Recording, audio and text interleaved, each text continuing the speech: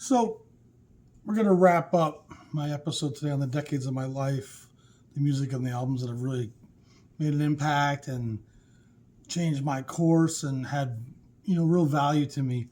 I think there's been a real stream that connects everything with kind of the socially conscious aspect of things. But I also learned a lot DJing in the black community about groove and pocket. My good friend Justin, who's the producer of house music, we sat around a lot talking about production. And to me, production makes so much more difference to how a record sounds than the audiophile pressing thing. And I think it's so important what kind of detail was paid to the vocals, to the harmonies, to the guitar tones, to the drum sounds. I mean, all that stuff is, it just makes night and day. The difference between Steely Dan in Asia and Neil Young Tonight's the Night is in the production. And so the countermeasure to the Tonight's the Night music of high integrity and great pain and sorrow was the counter to that was the highly polished, well-produced music, like some of that deep house music I talked about, like Naked Music and Ohm, like some rhythm and blues, even Michael Jackson's production, Quincy Jones, Brothers Johnson, that stuff. The production's so good.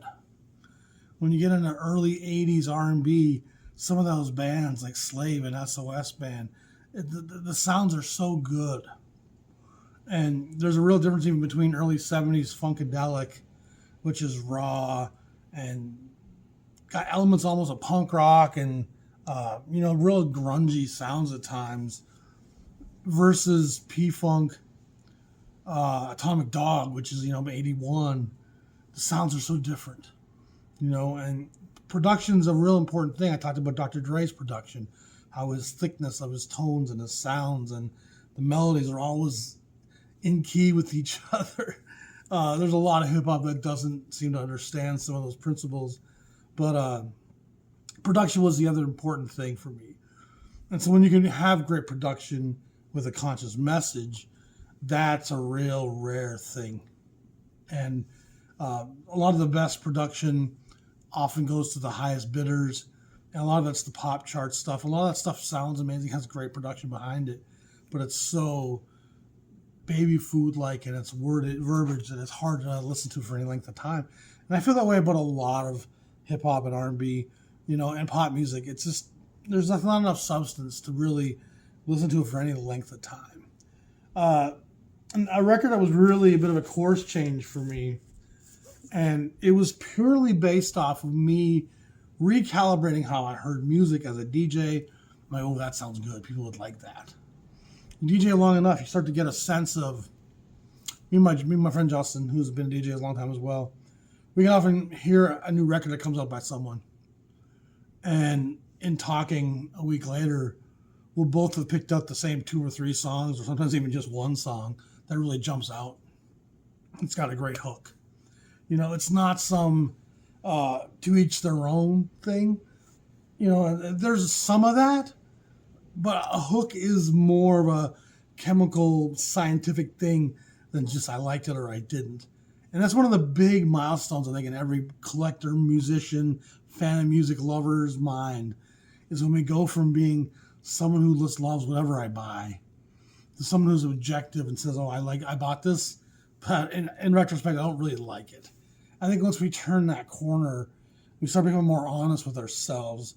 We don't have to like everything that we've bought or we're supposed to like. And I think when we can get there, we can be more honest. And that meant that there was things that in my mind I didn't want to like. But upon hearing it, I was like, this is outstanding. And a great example of that is Justin Timberlake. The Tennessee native, formerly a boy of NSYNC, whatever. Great singer, great dancer, great performer, but also a great songwriter. And his collaborations with Timbaland, the great producer, Timbaland and Timberlake. Timbaland was a real innovative high quality production guy, from people like Missy Elliott, Montel Jordan.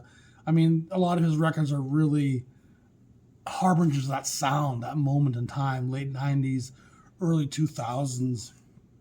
And when Timberlake goes on his own, I think Timbaland does some of his first record, but this second record, Future Sex Love Sounds, it's beautiful, it's brilliant, it's full of hooks, it's got interesting production.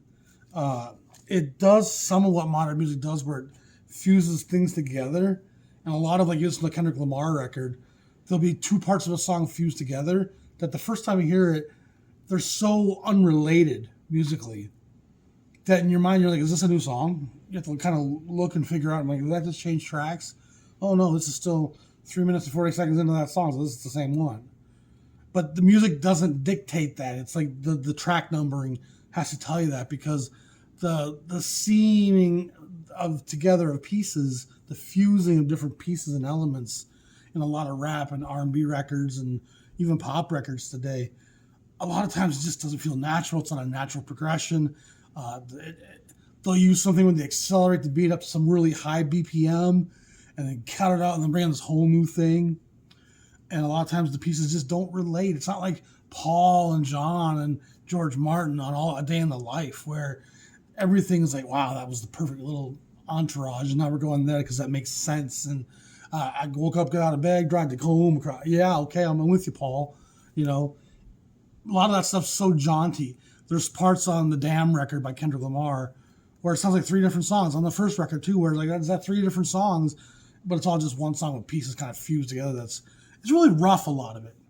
But Timbaland is such a great producer, and he's probably one of the best producers of that era, hip hop, and influenced a lot of what came after him for sure.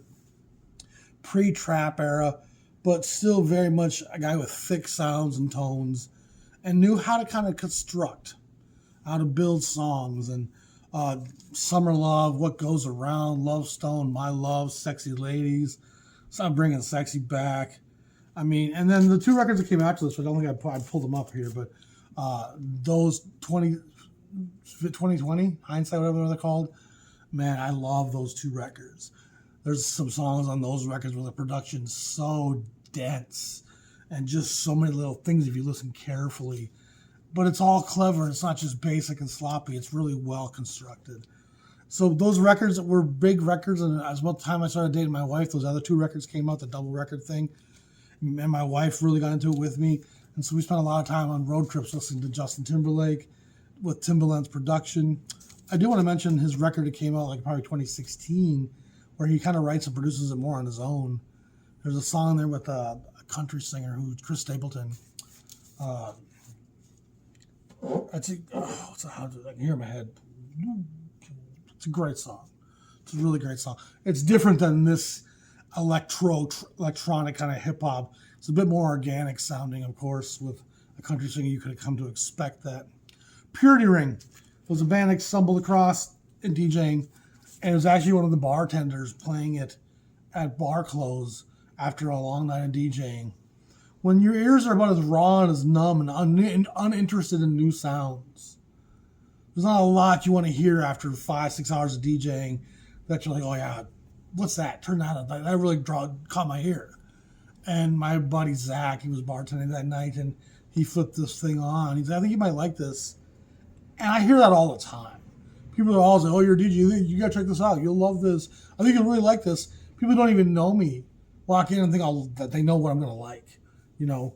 And so you kind of dismiss that almost out of hand. But this Pretty Ring song was so good. Obadiah was the name of the track from the first record. I think Shrines it's called. They're a Canadian duo, gal and a fella. I don't know if there's a picture in here of them or not, I don't remember. Just weird. Folksy, artsy, new wave, electro pop, you know, it's dreamy, synthy, strange folktale lyric, you know, but it's cool. It's sonically pleasing. It's got nice production. Honestly, the second side of the record is better than the first side, which is not usually the case for the debut. The second record's probably even more consistent all the way through, although there's probably a few songs on this that are as good as anything out there. Love this record. Me and the wife, again, listened to it for many, many years and still put it on once in a while. And again, these last, my 40s, I spent most of those 10 years with my wife. And so that's going to impact some of what my listening to is going to be. And there's plenty of jazz on this list, which is going to be more in my headspace. But the stuff I listen to outside of jazz with her, we did find a lot of common ground. And there's, of course, stuff that we listen to that I just like a few songs, or Nicki Minaj. I'm never going to be like, oh, yeah, I was playing Nicki Minaj. I love that record. But there's a couple songs that are fun to bang to, you know. But again, the production is usually pretty good on that stuff. But these are records that really kind of crossed that line for me quite a degree. A band I've talked about probably 3 times now on this channel. But again, I'm going to mention them again, is Rudimental. And this is their 3rd record. That's the 2nd one. This is their most recent one, which just came out this year. This one especially. I mean, all of them have great songs. This one has probably 5 or 6 outstanding numbers. Go Far is great. Common Emotion is great. Rumor Mill is great. I mean, I love this. Bloodstream with Ed Sheeran is fantastic. Lay It All on Me was a song that really drew me into Rudimental, actually. But it's this record here that came out in 2017. Every song on this record is just gorgeous. Real influences from all over the map, all over the world, physically, geographically. This is the real international. The armpits of London produces some of the most talented and amazing people. And a lot of the guests on here are artists in their own right that you'll end up kind of branching off into, because Rudimental are kind of in demand for producing and backing. The 4 of them are just really brilliant. And they get the best guest artists on a lot of these tracks, from Anne-Marie to Major Lazer. Olivia's just fantastic on that song. Stefflon Don, you gotta be a little afraid of that chick. Ray BLK, she's great. Maverick, Rafaela, there's some great artists on here. Saber, just a great record. And this one that came out recently, it's a little bit more back to the roots of the garage, UK garage, and drum and bass, but it's still got some nice poppy elements to it. But that was part of the real attraction of that record, is just how accessible yet spiritually uplifting it always was.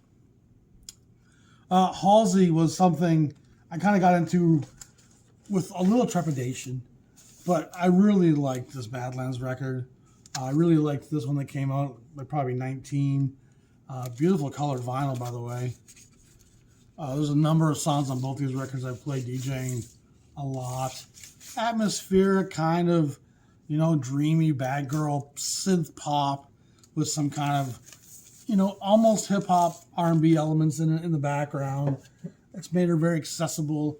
My kids could sing every word to that one record because it was on a lot of our road trips together, and they liked it. So it got played a lot, and it became part of the family landscape, I guess you could say. Another artist I've talked about quite a bit is Alina Baraz, and she has a new record out probably last year, I think it was. That's a nice record, but this first one with Urban Flora with what's his name? I can't think of his name right now. Yeah, I think he's the producer for the most part. Galimatias. Galimatias' tracks are outstanding. Somewhat in the Purity Ring, a little bit more rhythm and blues to her, a little bit more soulful than the Purity Ring. The Purity Ring is a bit more folk fairy tale. This is a bit more Broken Heart, Beaches of Malibu, and Ibiza, and urban chic, melancholic, electro synth, dream pop. Again, R&B elements to it. Love both those records. They're really fantastic. I got into Adele some. I love a lot of her stuff. She's got a lot of soul and spirit. I love a lot of Sam Smith. I think he's a great singer, great voice. Dua Lipa. I mean, that's a fun record. You got to give it some credit. Pop Smoke, something that I play with when I have, kids in the audience that I need to kind of win over at the gig. This Amy Winehouse record was outstanding. I listened to that a lot. Some Coldplay, I love Bruno Mars a lot. Khalid, again, was another artist that I really played a lot, especially this record. There's a maturity to it. It's urban R&B without all the N-words and the cussing. Positivity. I hint at despair, but it's not that depressing, road down, drug-addled, Juice World kind of mentality that a lot of today's kids are singing about. Speaking of Juice World, I mean, that whole record's about depression and popping pills. But I do want to mention H.E.R., or just her. Fantastic record. Her new record, which I also have, is outstanding. Do You Want to Slide? I mean, some of those songs that are just great. She's from the Bay Area. She's got a bit of a neo-soul meets urban. I mean, she's dope. I love her. She's not overly sexualized. She's pretty, but she's not like selling it. You know what I mean? It's not for free.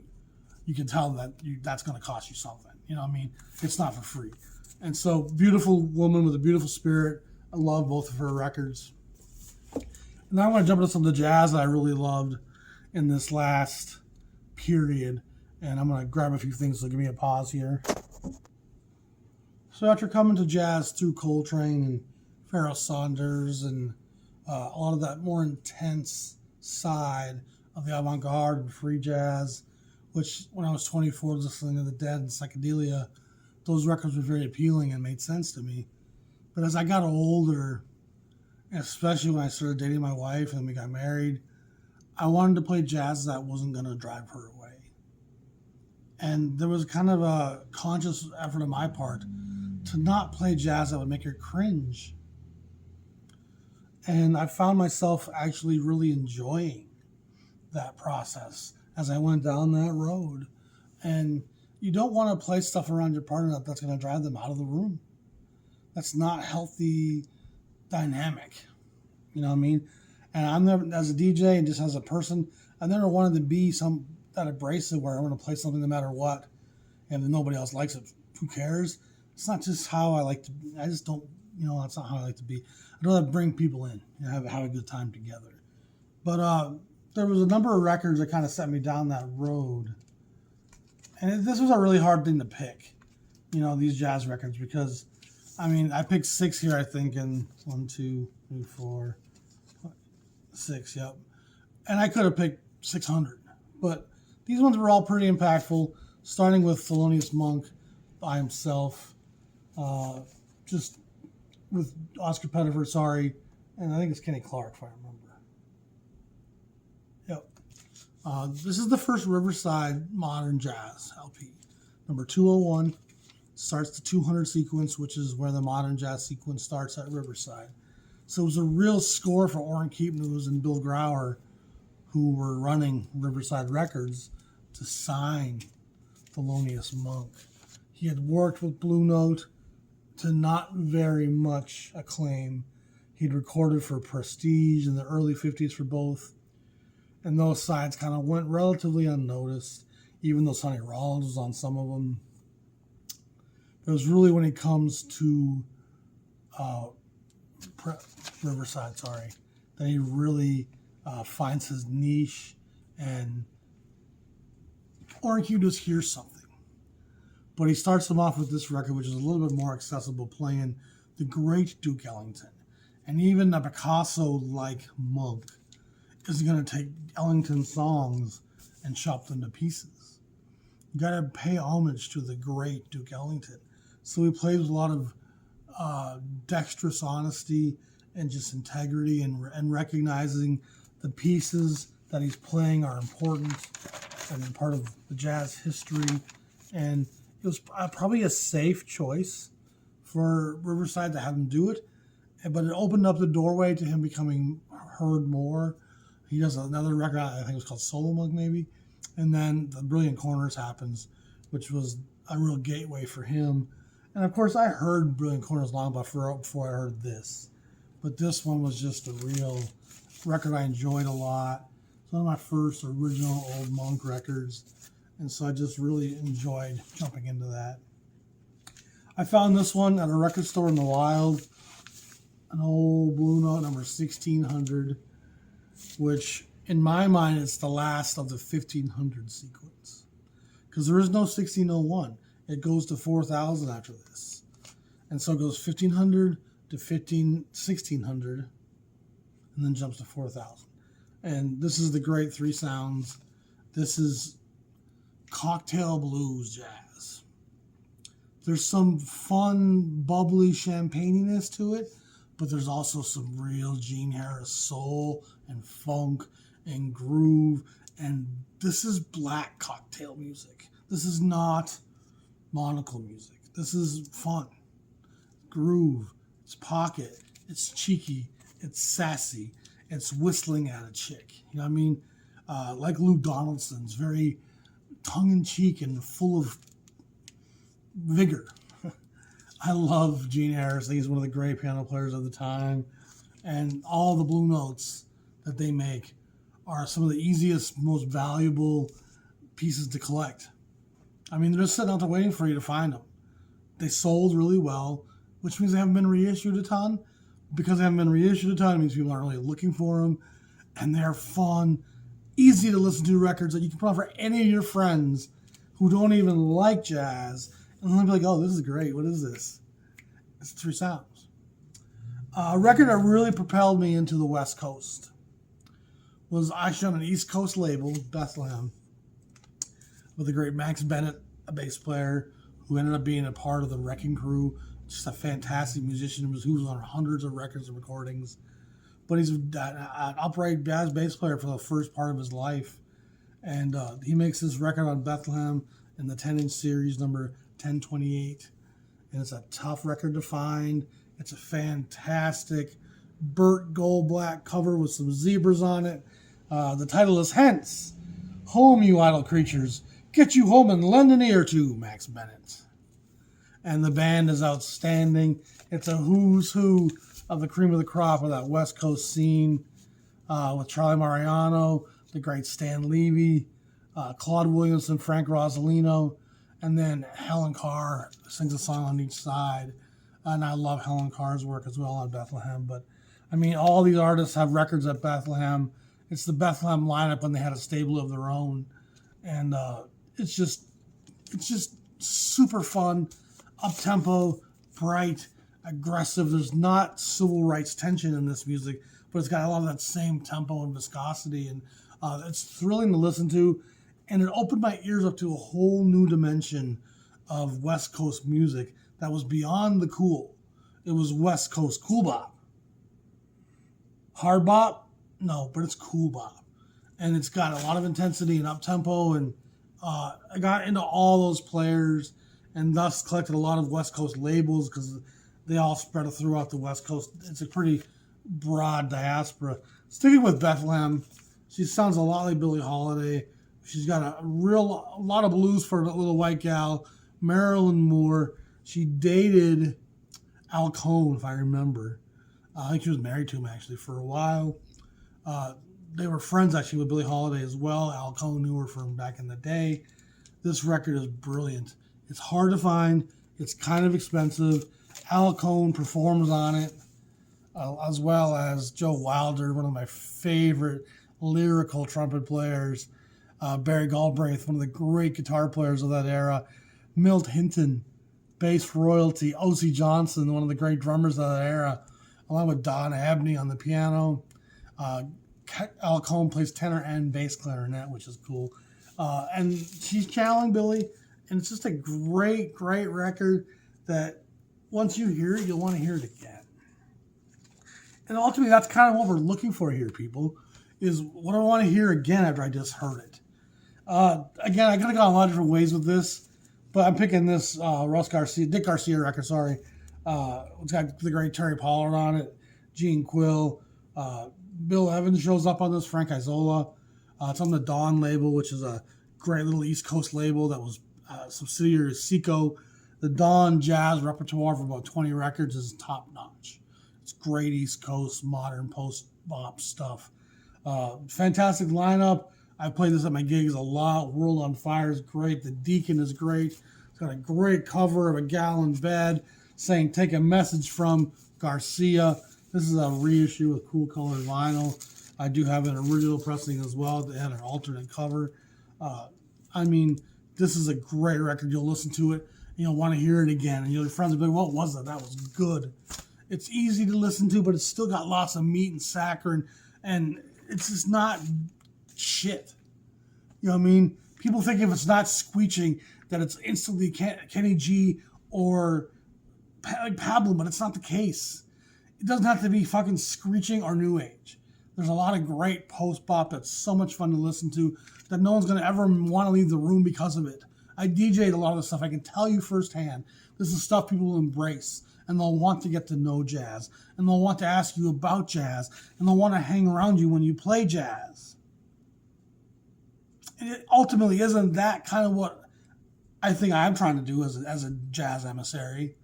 I want to represent jazz in a way where people are going to love it and want to be part of it, not to run away from it and think it's elitist, full of people who think they're better than everybody and condescending. I mean, I think the fact that I can listen to some rhythm and blues and some pop and talk about some hip hop and rap and then tell you about some jazz music, I think that's a doorway. It lets people kind of, who wouldn't traditionally open their minds, it gives them that. Anyway, Helen Merrill. Probably one of the records I've listened to the most in jazz the last 5, 6, 7 years is this record. I've played probably 80% of it at gigs over the years.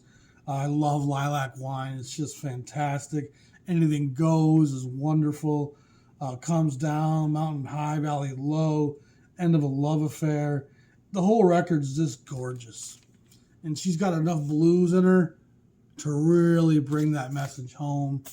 I love all those records. Again, there's hundreds of records in that same ilk that I've listened to probably 30, 40, 50 times and love dearly, recognize some passages, could probably tell you half of who the players are on them. But I certainly didn't get any of these records like I did Dark Side of the Moon when I was 23. You know what I mean? It definitely is a different experience for me now, listening to music. And my collection is obviously so big with 14,000 records that a lot of stuff gets buried for years and doesn't come to the surface. One of the things I'm enjoying and looking forward to about the coffee shop is I'm going to be in this room 8, 10, 12 hours a day, which is a lot of time to play records. I'm looking forward to playing some Bob Dylan, some Neil Young, some Bob Marley, and some Third World. And, you know, I'm going to play jazz a lot in the morning up until lunch. And after lunch, I'm going to add some other stuff in, just because I don't want it to become too stagnant for people. I want there to be, you know, a different sound at different times of the day. And then, of course, when I DJ stuff on the weekends, that's going to be a whole different thing as well. So anyway, we're excited. Coffee shop's coming together. That wraps up top 20 out, top 1,000 records of all those decades. I got some fun things and ideas I'm working on. It's been tough getting time to do stuff because I've been so busy, but we're getting through it. The weight's still coming off, so I feel good. We're ready for this coffee shop to actually jump off here. And we want to bring jazz back to the people. You know, I say that with sincerity. I think jazz is far more accessible, enjoyable, and available to be part of everyday life if we just were a little bit more conscious of how we represented it to people. I almost bit my cheek there. I mean, the way it comes out to a lot of people from a lot of us, it does a great disservice in terms of spreading the beauty of this wonderful music. And it's like trying to keep it for yourself almost. Why are we so trying to promote only the part of the music that came at the very tail end of it that was part of its demise in a way? You know, that's the part that I guess I struggle with at times. So y'all stay safe. Subscribe to the channel if you haven't. I appreciate y'all who have been watching for years. Enjoy all you newcomers. I know there's a lot of content in the back catalog here, but we'll probably cover a lot of that stuff again. And so if you just want to move forward with us, you're more than welcome to do that as well. I'll be safe. If you want to support me, go to my Patreon channel You can pledge a few dollars a month. That's always appreciated greatly. Money's a little tight right now, but we're bridging that gap. So we'll get there soon. Talk to y'all soon. Peace.